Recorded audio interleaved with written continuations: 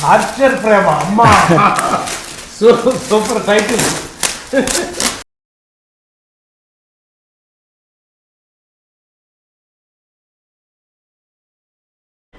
శ్రీకరం ప్రొడక్షన్స్లో శ్రీకర్ దర్శకుడిగా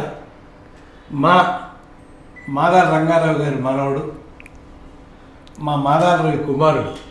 అంటే ఒక్కొక్క తరం దాటి రెండో తరం మూడో తరం మా మాదాల రవి 10 సినిమాలు చేశాడు. ఇప్పుడు కూడా చేయబోతున్నాడు నాకు తెలుసు. మేము కలిసి చేస్తామని కూడా నాకు నమ్మకం ఉంది. కానీ ఈలోపు తాత మార్గాన్ని తండ్రి మార్గాన్ని వదిలెట్టి ప్రేమ మార్గాన్ని అనుకున్నాడండి పిల్లలు. అది మరి ఒక అద్భుతమైన ప్రేమ కథా చిత్రంతో ప్రజెంట్ చేయాలనుకున్నాడు తన జీవితాన్ని. ఏమో తెలియకుండా ప్రేమలో కూడా విప్లవాలు ఉంటాయి, మీకు తెలుసుకోలేదు. అలాంటి ప్రేమ విప్లవం ఉంటుంది అని నేను నమ్ముతూ మాదాల రవి ఆశీస్సులతో ఒక ఎర్రమల్లులు, యువతరం కదిలింది, ఇటువంటి సినిమాలండి మాదాల రంగారావు పిచ్చెక్కిపోయాం. అప్పుడు అసలు ఆయన సినిమా వస్తే చూడకపోతే మాకు ఇవన్నీ అనవసరం, భుజం మీద 2 అనవసరం అన్నట్టుగా ఉండేదండి మాకు. అలా పరిగెత్తేవాళ్ళం. ఆయన 3వ తరం వారసుడు ఇవాళ సన్నీ, నువ్వు హీరోగా అద్భుతంగా రాణించాలి. రచన దర్శకత్వం అనేది మాకు బాగా అలవాటైంది. చాలా సినిమాలు రచించాం, దర్శకత్వం వహించాం. కానీ నిర్మాతలు మేము కాదు. కానీ ఈయన రచన దర్శకత్వం నిర్మాత దాసనారాయణరావు గారి లెక్కలో దాసనారాయణరావు నిర్మాతగా కూడా ఉండేవాడండి. రచన దర్శకత్వం కదా, మాటలు స్క్రీన్ ప్లే దర్శకత్వం, నిర్మాత కూడా ఆయనే ఉండేవాడు.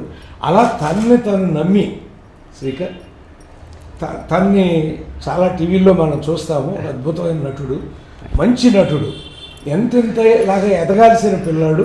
తనకు ఎందుకో ఈ మార్గంలోకి రావాలని ఒక అద్భుతమైన ప్రేమ కథా చిత్రం చూడండి. అసలు అంటే ప్రేమ అంటే మామూలుగా రెగ్యులర్గా మీరు గమనించి మీరు చూసేటువంటి ప్రేమ కాదండి.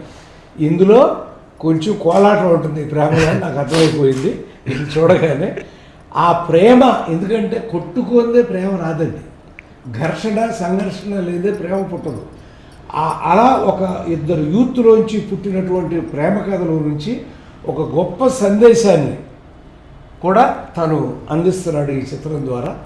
సకుటుంబ సపరివార సమేతంగా అందరూ వచ్చి ఈ చిత్రం చూసి, నీ సినిమా పేరేంటి? ఓ టార్చర్ ప్రేమ. అదే ప్రమాదం.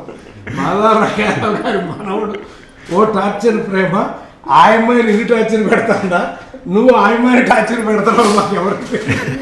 కానీ ఇందులో ఎప్పుడైనా సరే ప్రేమ ఎప్పుడు సుఖాంతం అవుతుందండి. ఇక్కడో దేవదాసు లాంటి సినిమాలు తప్ప ఎప్పుడైనా సుఖాంతం అయితే తీరుతుంది. అందరినీ కూడా అభినందిస్తూ ఈ సినిమా 100 రోజుల ఫంక్షన్లో మళ్ళీ మనందరం కలుసుకోవాలని నేను కోరుకుంటాను. Thank you sir. అందుకని భగవంతుని కూడా వేడుకుంటున్నాను. ఆల్ ది బెస్ట్ నాన్న.